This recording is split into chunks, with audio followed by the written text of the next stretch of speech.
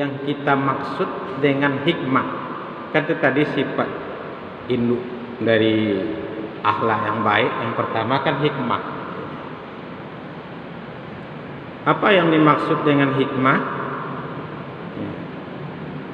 Halatan lin nafsi adalah keadaan jiwa. Keadaan jiwa kita manusia ini. Biha yudrakus shawabu minal khata'i fi jami'il af'alil ikhtiyariyah. Yang dengan hikmah itu dapat membedakan yang benar dengan yang salah dalam semua perbuatan ikhtiyariyah. Itu hikmah. Dapat membedakan yang benar dengan yang salah dalam semua perbuatan ikhtiyariyah. Apa ikhtiyariyah ini saya tambahkan. Ikhtiyariyah yaitu perbuatan-perbuatan di mana Allah memberikan kepada kita kemampuan dalam batas-batas tertentu untuk memilih antara mengerjakannya atau meninggalkannya. Itu ikhtiyariyah. Ada pula yang sifatnya jabariyah, terpaksa. Tidak ada ikhtiyar di situ. Contohnya apa?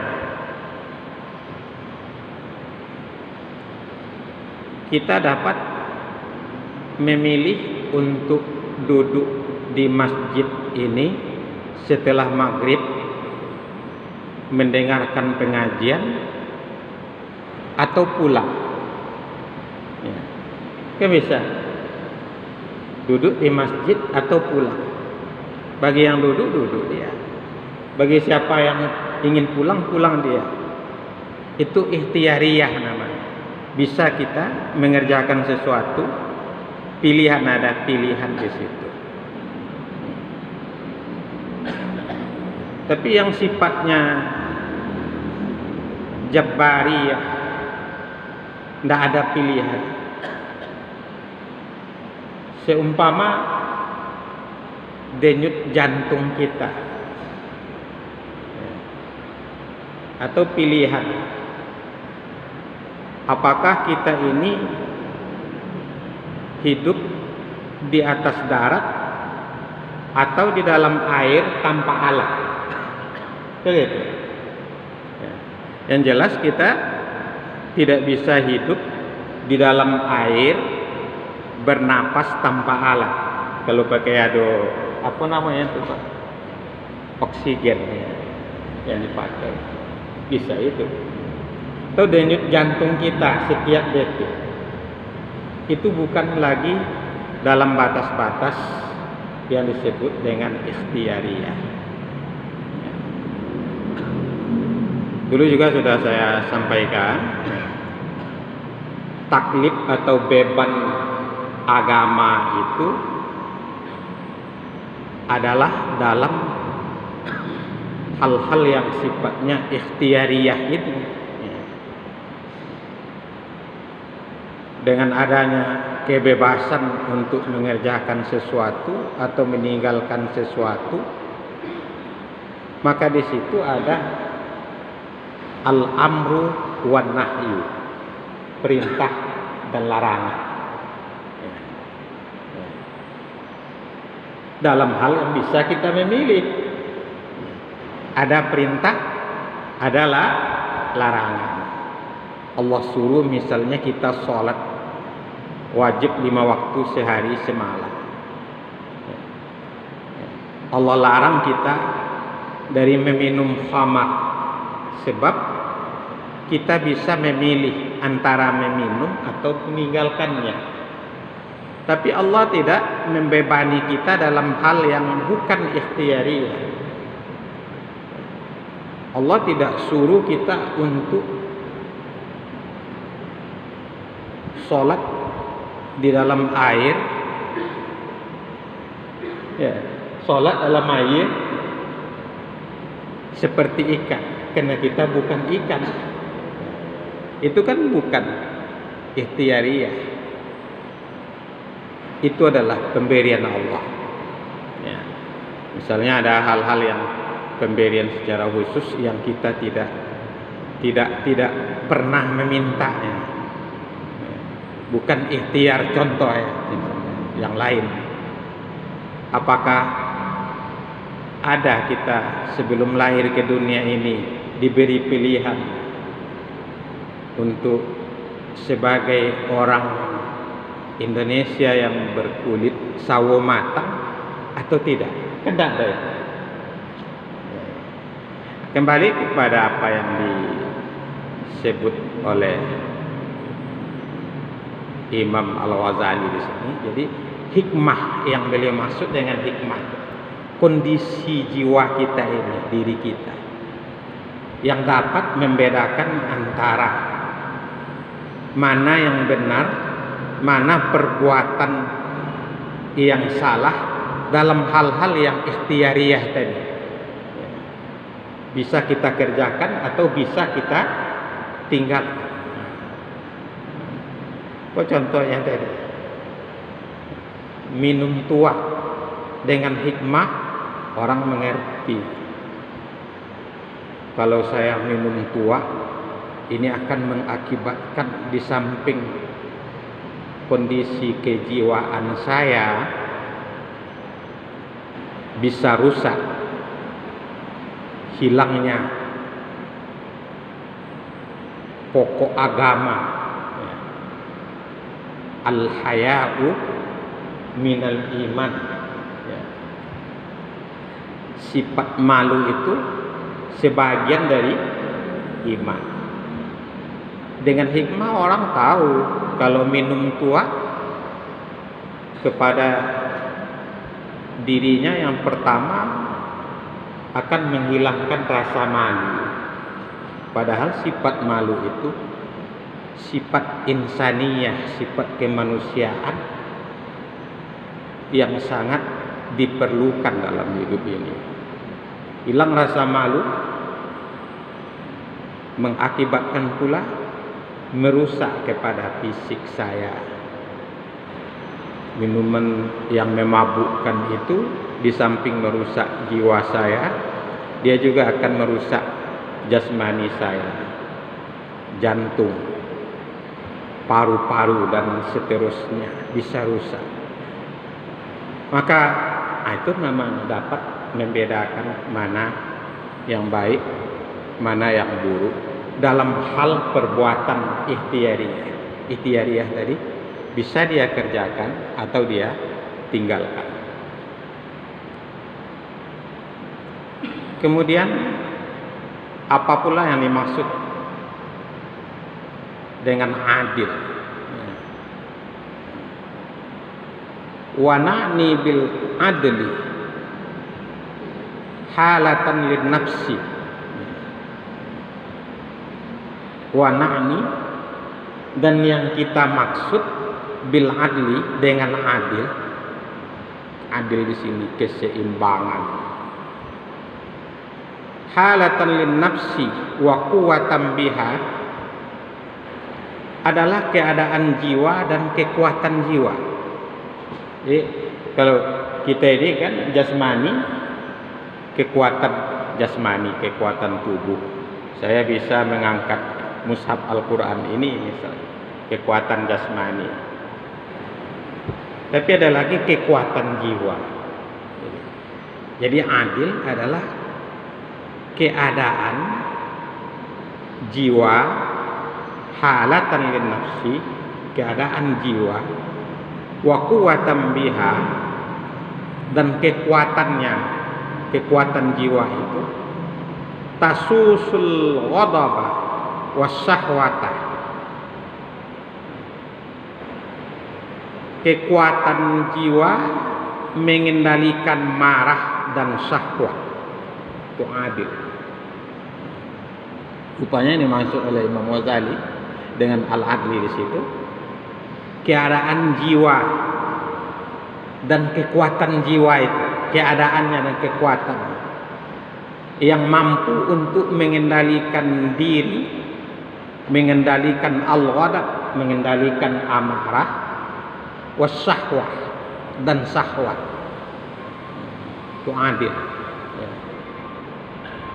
Wa tahmiluhuma ala muqtadal hikmah, serta membawa keduanya, membawa sifat amarahnya, membawa syahwatnya, ya, sesuai dengan hikmah.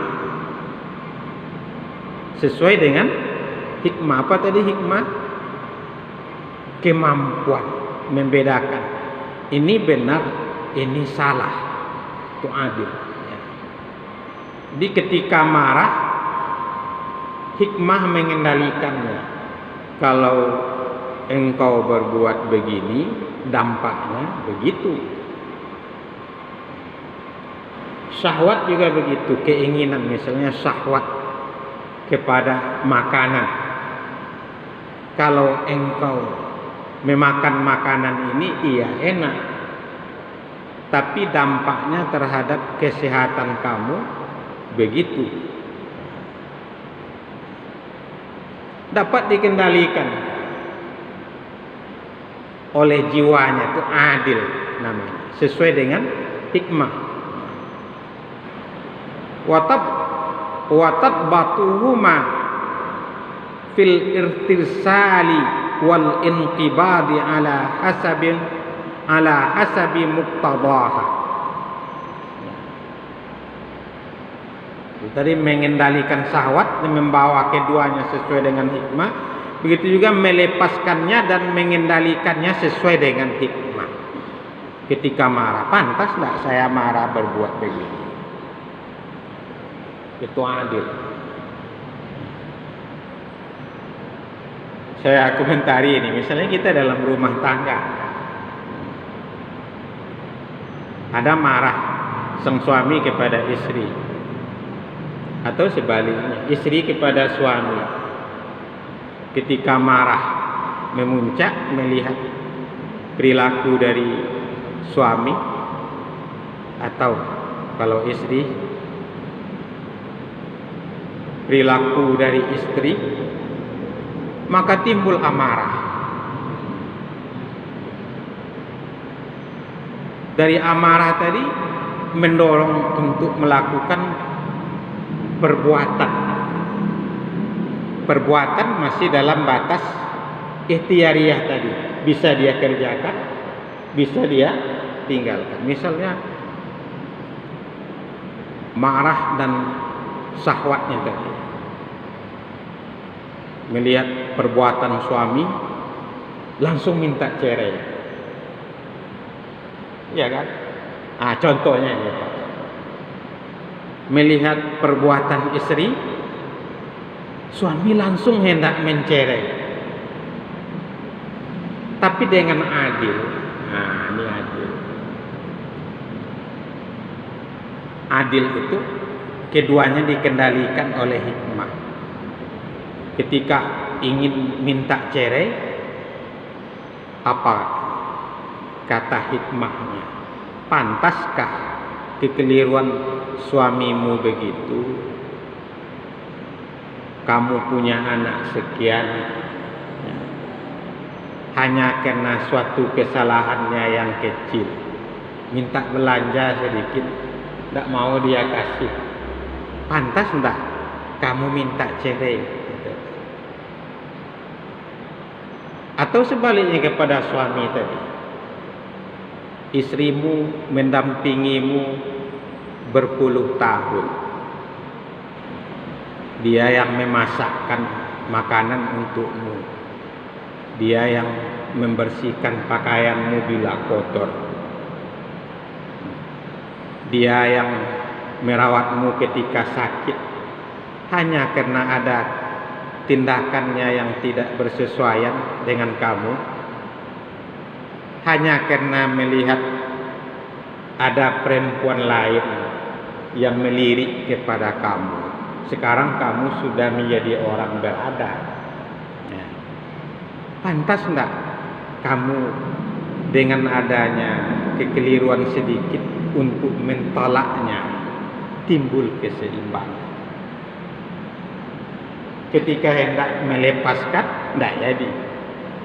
Apa namanya istilah oleh Imam Al-Ghazali tadi?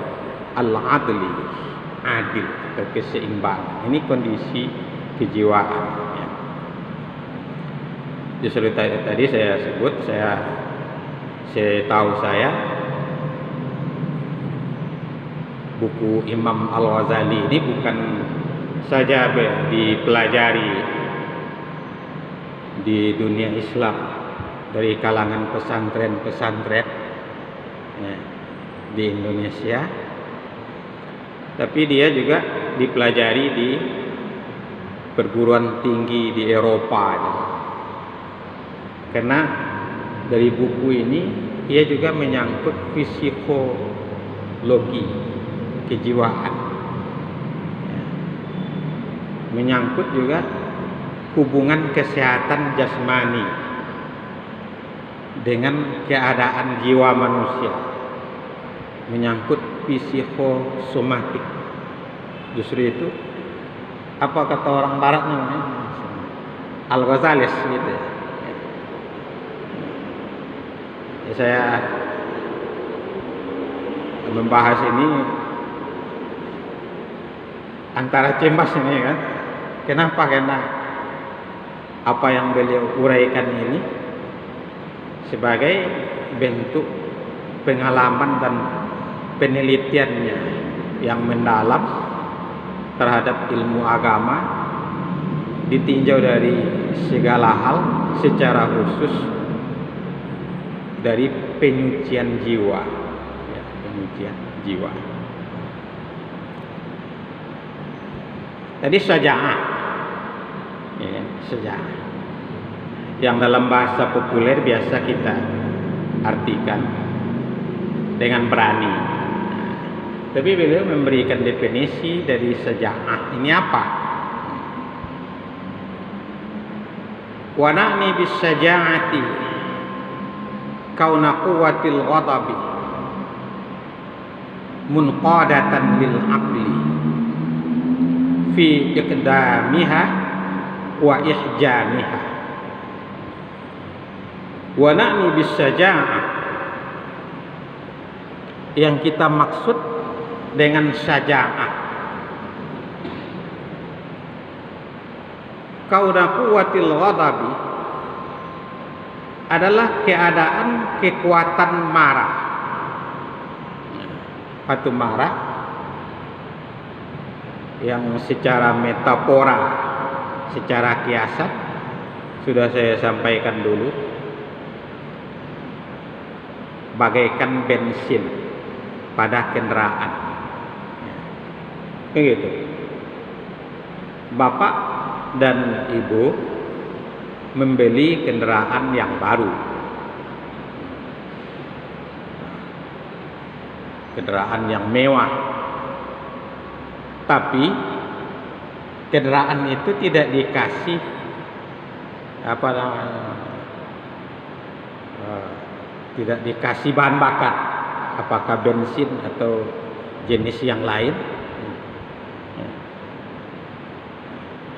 Tidak diagi bahan bakar.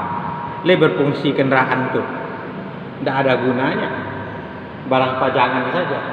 Begitu juga manusia, kalau tidak ada ghadab pada dirinya, itu berbahaya sekali. Justru itu marah itu sangat penting dalam hidup, sangat penting. Ya. Tapi di sini marah tentu saja harus dikendalikan. Jadi as-syaja'ah, apa itu syaja'ah? Kauna quwwatil ghadabi adalah keadaan ghadab atau marah munqadatan lil aqli, yang tunduk kepada akal, fi iqdamiha wa ihjamiha, baik maju maupun mengekangnya, melepaskan amarahnya ataupun mengekang amarahnya, tunduk kepada akal. Sama juga dengan adil tadi, keseimbangan adil kan agak mirip sedikit di situ. Ada sifat marah di dalam diri kita. Contohnya melihat situasi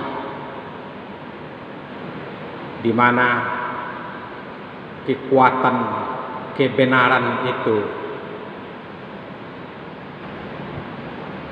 ditindas habis-habisan oleh kebatilan. Contoh di negeri kita ini misalnya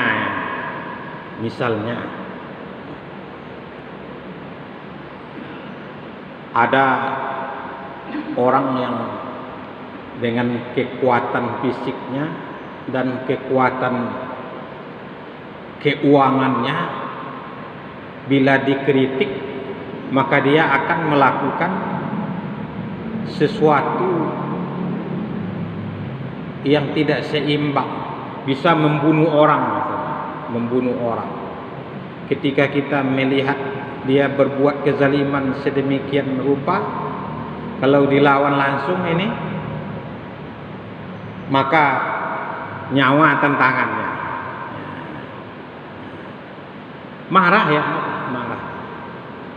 Tetapi marah itu dikendalikan oleh akal. Kalau tidak dikendalikan oleh akal, tadilah saya tertarik ini di Facebook atau di media sosial, ilustrasi orang yang sedang berjalan di jalurnya, suami istri dan anak-anaknya pakai Honda. Ilustrasi dari mana diambil oleh kawan-kawan ini, foto ini tidak jelas kita kan. Di depannya ada puso besar yang hendak memotong, ada puso lain berhenti. Untuk itu ia mengambil jalan yang bukan semestinya, jalan yang semestinya ditempuh oleh pengendara ini. Kalau terus si pengendara ini menempuh jalan itu, akibatnya dia akan balantak ya, dengan truk yang besar itu. Akan menunjukkan kalau dia terus, nyawa tantangannya. Untuk itu berhenti sejenak, tidak diperturutkan. Kalau istilah emosi tadi, marahnya tadi, tidak diperturutkan. Ini akal untuk sementara. Itu as-saja'ah. Ya. Kekuatan marah atau emosi itu tunduk kepada akal, baik di dalam melepaskan amarahnya maupun mengekang. Berpikir dulu. Dalam bahasa orang tua-tua kita disebut pikir dahulu, pendapatan, pikir kemudian, tiada berguna. Wanani bil iffati. Dan yang kita maksud dengan iffah, apa itu iffah dalam bahasa populer? Kemampuan menjaga harga diri. Ya. Ada harga diri. Ya. Contoh, orang yang dipercarutkan oleh orang, dicaci maki oleh orang lain, tidak ada rasa amarah dalam dirinya. Contohnya itu tidak punya iffah, tidak punya harga diri. Ya. Atau mendapat kabar bahwa anaknya dijahili oleh orang dengan perbuatan yang tidak senonoh. Agola ajanya menerima kabar, itu tidak punya iffah. Jadi iffah harga diri secara populer dalam bahasa harian. Tapi di sini yang dimaksud kata Imam Al-Ghazali, ta'addubu quwwati syahwah bi ta'dibil aqli wasyar'i.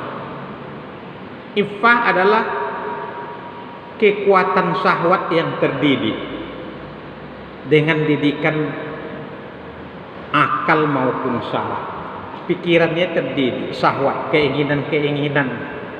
Apa kata syahwat yang menyangkut kepada lawan jenis, syahwat kepada pakaian, syahwat kepada makanan dan sebagainya. Terdidik dengan didikan akal, pikiran dan syara. Itu orang yang iffah pengertian. Aku mau pantang nampak produksi rancak, ndak leh. Atau pantang melihat barang bagus, hilang akalnya. Iffah, syahwat itu. Jadi apa yang dikemukakan di sini, punya iffah enggak kita atau tidak? Contoh yang tidak terdiri dengan akal, syahwat kepada keinginan-keinginan duniawi, di mana pada saat sekarang ini kita hidup dalam budaya berhutang. Itu suatu yang sangat diwajarkan, budaya berhutang, kredit. Contoh ya, kredit. Kita hidup dalam suatu budaya yang sebenarnya jauh dari budaya Islam. Budaya apa namanya?